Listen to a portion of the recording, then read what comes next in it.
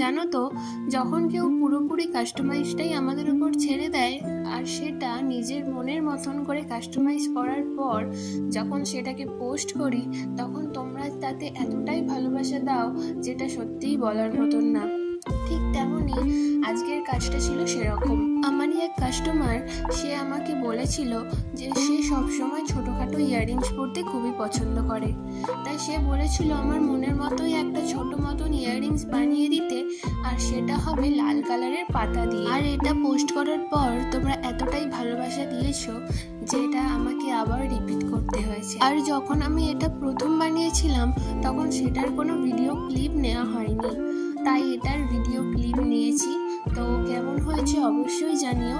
আর তোমরাও যদি তোমাদের মনের মতন করে কাস্টমাইজ করে কিছু অর্ডার করতে চাও তাহলে অবশ্যই কিন্তু আমার সাথে যোগাযোগ করতে পারো। টাটা।